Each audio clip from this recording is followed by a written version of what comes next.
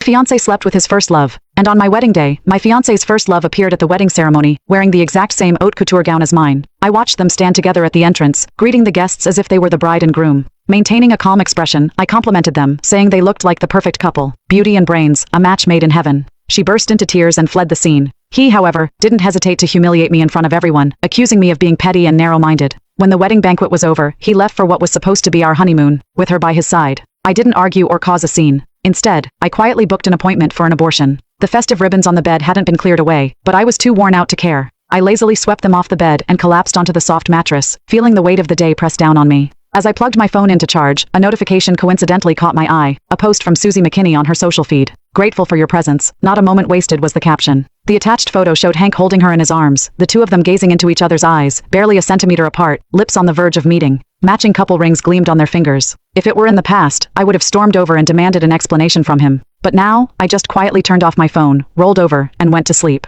The following days passed in silence. I didn't receive a single message from Hank. Instead, my feed was constantly flooded with Susie's updates, photos of them kissing, shopping, laughing together, as if flaunting their happiness for the world to see. I didn't react, didn't feel anger or sadness. Instead, I contacted a lawyer and began preparing for a divorce. Hank Dawson and I had been together for 8 years, since our university days. Although we had only recently hosted our wedding ceremony, in actuality, we had sealed our marriage legally right after graduation. It was a quiet, impulsive moment, no ceremony, no bridal gifts, no jewelry, just the reckless passion of two young lovers. But now, that passion had long since faded, leaving behind nothing but a mess to clean up. Nearly 2 weeks later, I was sitting at home, reviewing the draft my lawyer had prepared for the divorce. The house was quiet, but suddenly, the sound of a key turning in the lock broke the silence. I looked up, and there they were, Hank walking in hand with Susie. Our eyes met, and I saw a flicker of awkwardness flash across his face. He quickly let go of her hand, his voice strained as he tried to explain. "How many times do I have to tell you? There's nothing between me and Susie." I cut him off mid-sentence, tired of the same old lie. "You and her are just like brother and sister." "Yes, I know."